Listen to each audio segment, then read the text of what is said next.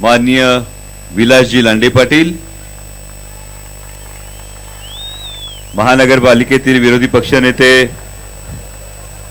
दत्ता काका साने, श्याम अण्णा लांडे, मंगलाताई कदम, योगेशजी बहल, राजूजी मिसाळ, योगेशजी गवळी, जालिंदर बापू शिंदे, इतर सर्व मान्यवर, कागद न घेता बोलता येते हे समाधानाची गोष्ट असते। कारण या कार्यकर्ता मेळाव्यांना सुरुवात करताना सन्माननीय अजितदादांनी मला विचारलं होतं सुरुवात कुठून करावी, तेव्हा दादांना विनंती केली होती दादा सुरुवात करायची असेल तर घरातून केली तर बरी वाटेल। त्यामुळे एक घर नारायणगावला आहे, दुसरं घर भोसरीला आहे, त्यामुळे दोन्ही घरातलीच माणसं असली पाहिजेत असा एक हट्ट होता आणि म्हणून दादांनी ही विनंती मान्य केली भोसरीतून सुरुवात करू। मगाशी विलास शेठ जे म्हणाले ते अगदी खरं आहे, एक भोसरी आणि 10 गावं दुसरी, त्यामुळे या भोसरीमध्ये भोसरी असेल, गाव असेल, गावठण असेल, रुपीनगर तळवडेचा भाग असेल, चरोलीचा भाग असेल, कृष्णनगर असेल, यमुना नगर असेल, इंद्रायणी नगर असेल, या सगळ्या भागांमध्ये जुन्नर, आंबेगाव, खेड या भागातली माणसं आहेत, उत्तर महाराष्ट्रातली काही माणसं आहेत, खानदेशातली काही माणसं आहेत आणि ही सगळ्या माणसांचे एक वैशिष्ट्य आहे। सगळ्यात मला जे अप्रूप वाटतं ते अप्रूप हे आहे की भोसरी या गावामध्ये एक असं वैशिष्ट्य आहे की या भोसरीकरांची गावाशी असलेली नाळ तुटत नाही आणि शहरीकरणाची आस मात्र त्यांच्या डोळ्यात ती स्वप्न कायम असतात। त्यामुळे गाव आणि शहर याच्या मधला दुवा कुठला बघायचा असेल तो भोसरीकरांमध्ये दिसतो आणि म्हणून तुम्हा भोसरीकरांसोबत तुमच्या समोर ही परिवर्तनाची नांदी घेऊन आलोय। परिवर्तनाची नांदी कशासाठी, तर आज देश एका परिवर्तनाच्या नांदीसाठी उभा आहे, देश एका परिवर्तनाच्या विचारात उभा आहे। 2014 साली तुम्ही मी एका विचारानं मतदान केलं, जसं मगाशी सन्माननीय अजितदादा म्हणाले त्याप्रमाणे एका लाटेवर येऊन आपण मतदान केलं। त्या लाटेवर येऊन मतदान केल्यानंतर गेल्या 5 वर्षात आपण म्हणतो तसं पुलाखालून लय पाणी वाहून गेलं आणि पाणी वाहून गेल्यानंतर कळलं जी सगळी स्वप्न दिसत होती ती आता भकास काहीतरी उघडी रंग विस्कटून गेलेली चित्र सक्त समोर उभी राहिली। जेवढी आश्वासनं केली गेली होती, एक पोस्टर होतं छत्रपतींचा आशीर्वाद, छत्रपतींचा आशीर्वाद घेऊन जे सरकार सत्तेवर आलं त्या छत्रपतींनी सांगितलं होतं की रयतेच्या काडीला आणि भाजीच्या देठाला हात लावू नका। त्याच सरकारच्या त्या छत्रपतींचा आशीर्वाद घेऊन आलेल्या सरकारच्या कालखंडात मात्र शेतकऱ्यांची दुर्दशा झाली। इतकंच नाही तर ज्या स्वायत्त संस्था असतील, सीबीआय असेल, न्यायपालिका असेल, रिझर्व्ह बँक असेल, या प्रत्येक स्वायत्त संस्थेवर टाच आणली गेली। हे मुद्दाम सांगतोय तुम्हाला कारण माझ्या शिवाजी महाराजांनी जेव्हा स्वराज्य निर्माण केलं होतं ते छत्रपतींचं राज्य हे रयतेचं राज्य होतं, रयतेचं रयतेसाठीचं राज्य। जर आधुनिक याच्यातलं जर कोणी लोकशाहीचा पहिला उद्गाता कोण असं जर कोणी म्हटलं तर त्याचं उत्तर छत्रपती शिवाजी महाराज असं द्यावं लागेल। आणि त्या छत्रपती शिवाजी महाराजांनी या महाराष्ट्राच्या मातीत, या हिंदुस्थानाच्या मातीत लोकशाहीचा इतका मोठा आदर्श निर्माण करून दिल्यानंतर, लोकशाही राज्याची नीतिमूल्य रुजवल्यानंतर त्याच छत्रपतींचा आशीर्वाद घेऊन पुढे जाणारं सरकार मात्र कुठंतरी एककल्ली हुकुमशाही पद्धतीने जाताना दिसतं। तेव्हा खरोखर याची जाणीव होते की आता परिवर्तनाची वेळ आलेली आहे। मध्यंतरी जो दुर्दैवी पुलवामा मध्ये हल्ला झाला,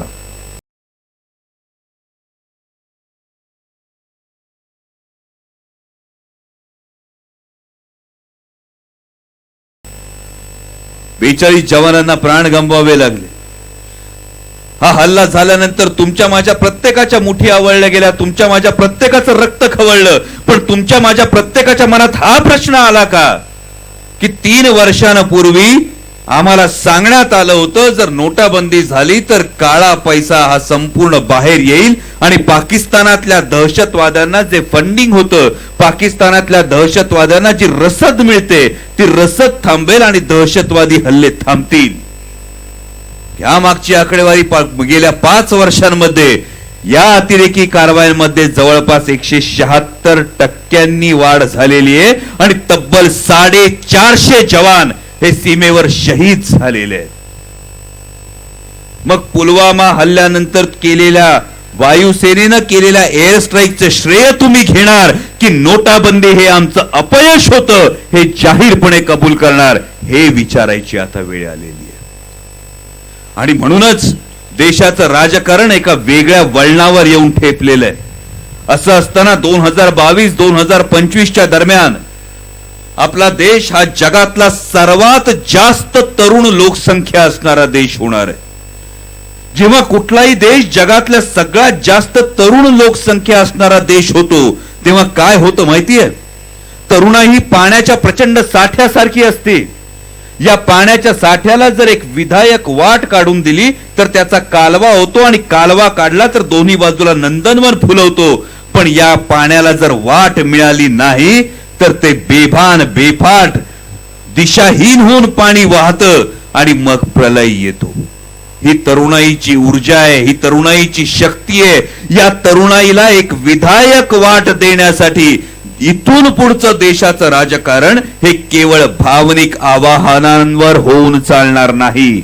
इथून पुढचं देशाचं राजकारण हे केवळ जातीपातीत फूट पाडून चालणार नाही. इथून पुढचं देशाचं राजकारण हे केवळ दोन समाजांना एकमेकांपासून वेगळं करून चालणार नाही. तर इथून पुढचं देशाचं राजकारण जर सांभाळायचं असेल तर पुढच्या 20-25 वर्षांचा रोडमॅप, पुढच्या 20 ते 25 वर्षांचं प्लॅनिंग आत्तापासून पुढे 2019 साली येणाऱ्या सरकारला करावं लागेल. तर हा देश तसाच अभिमानानं आणि ताठ मानेनं जगात उभा राहू शकेल. आणि मग प्रश्न उरतो की 20-25 वर्षांचं प्लॅनिंग, एवढा विधायक, एवढा सकारात्मक विचार देशाच्या कानाकोपऱ्यात पाहिलं जातं आणि नंतर आता 56 इंचाची छाती घेऊन जे विकास पुरुष समोर येतात त्यांची प्रतिमा धूसर होत जाते. आणि मग ज्यांना महाराष्ट्र तळहाताच्या रेषांसारखा ओळखतात, देशाच्या शेतकऱ्याची नस ओळखतात, उद्योगधंद्याची नस ओळखतात, त्या आदरणीय शरद पवार साहेबांशिवाय पर्याय दिसत नाही. आणि हीच वेळ आहे माझ्या भावांनो.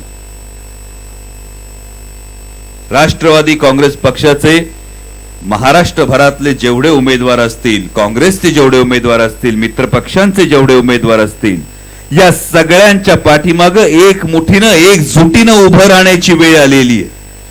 कारण ही परिस्थिती जी आहे ही सगळ्याच मतदारसंघांमध्ये, आता या शिरूर मतदारसंघाचा जेव्हा विचार करतो तेव्हा मला वाटतं की शिरूर मतदारसंघामध्ये जन्माला येणारा, शिरूर मतदारसंघामध्ये राहणारा, शिरूर मतदारसंघाचं प्रतिनिधित्व करणारा आणि शिरूर मतदारसंघाचा मतदान करणारा हा महाराष्ट्रातला सगळ्यात नशीबवान माणूस आहे.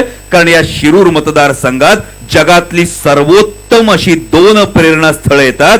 एक जुन्नर मध्ये शिवनेरी छत्रपती शिवाजी महाराजांचं जन्मस्थान आणि दुसरं वढू तुळापूरचं छत्रपती संभाजी महाराजांचं बलिदान स्थान.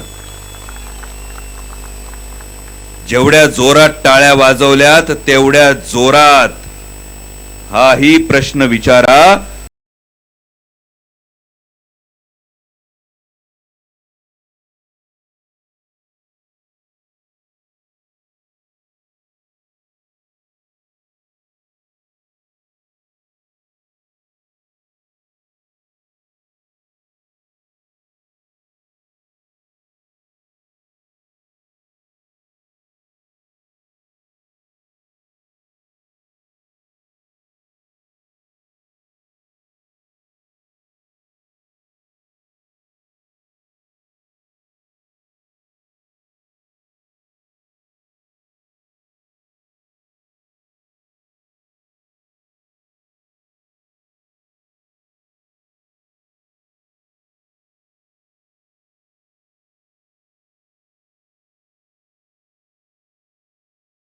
असते.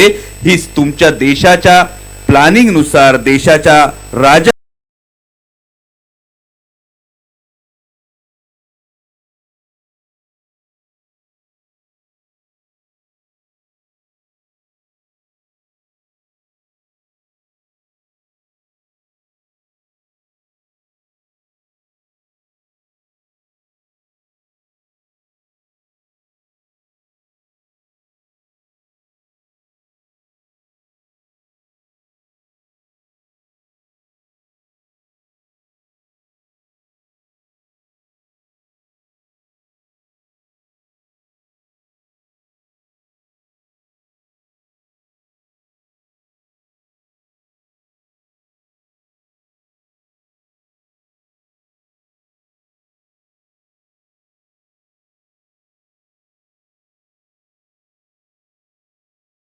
केला, बैलगाडा शर्यतींचा उल्लेख केला.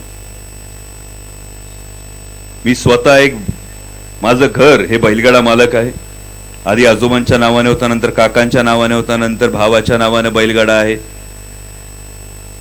2013 नंतर जेव्हा बैलगाड्यांवर एक राजकारण झालं होतं तेव्हा खरोखर असं वाटलं होतं की आता कुठंतरी कोंडी फुटल, कुठंतरी फळी फोड होईल आणि कुठंतरी झाली भिर्र अशी ललकारी पुन्हा एकदा घुमल. पण ती घुमली नाही. किंवा जेव्हा प्रश्न सोडवायचा असतो तेव्हा त्या प्रश्नाचं राजकारण करून चालत नाही. त्या प्रश्नाविषयी खरोखर आत्मीयता असावी लागते. आणि ही आत्मीयता काय आहे हे गेल्या 1-2 वर्षांपूर्वी बैलगाडा मालक संघटनाचे अनेक लोक, अनेक पदाधिकारी माझ्याकडे आले आणि त्यांनी सांगितलं आम्हाला तुमच्याशी बोलायचं आहे. मला वाटतं जेव्हा माझ्यासारख्या काल आलेल्या, हे माझं विधान नाही, आजकाल बरीच विधानं माझ्याविषयी फिरतायत, काल आलेल्या माझ्यासारख्या एका पोराकडे जेव्हा अशा मातब्बर संघटनेचे लोक येतात तेव्हा ज्यांच्याकडून ते लोक माझ्याकडे आले त्यांनी हे समजून घ्यावं की आपल्यावरचा लोकांचा विश्वास आता उडालेला आहे. म्हणून काल आलेल्या पोराकडे लोक येतात. रोज पेपरमध्ये काहीतरी विधानं वाचतोय. परवा तर मी काहीतरी स्टेटमेंट वाचलं होतं, आउट करायला बॉलर नाही. अजून बॉलिंग कोण करणार तेच ठरलं नाही. मैदानात बॉलर दिसायला लागले, दांडीगुल झाली एवढ्यात. आणि कुठल्याच चौकार मारण्याच्या गप्पा करताय तुम्ही. परवा एक विधान केलं गेलं. विधान असं होतं, प्रामाणिकपणे सांगतो, ही माझी नम्र विनंती, माझ्या सगळ्या राष्ट्रवादी काँग्रेसच्या मित्रपक्षाच्या सगळ्या कार्यकर्त्यांना एक नम्र विनंती आहे की मी येताना, भोसरीत येताना मी काही बॅनर्सवर, काही होर्डिंग्सवर छत्रपती संभाजी महाराजांच्या पोशाखातले माझे फोटो पाहिले. हे तुमचं माझ्यावरचं प्रेम आहे. 1 तारखेला प्रवेश झाला, लगेच मेळावा मिळाला, त्यामुळे तुम्हाला फोटो मिळाले नसतील याचीही शक्यता दाट आहे. पण माझी सगळ्यांना हात जोडून कळकळीची विनंती आहे की मी जरी त्या भूमिका करत असलो तरी मी स्वतःला फक्त आणि फक्त महाराजांचा, संभाजी महाराजांचा मावळा समजतो. त्यामुळे कृपया गेटअप मधले कुठलेही फोटो कुठल्याही जाहिरातीत कृपया वापरू नका. कारण महाराज, संभाजी महाराज हे सार्वकालिक थोर आहेत.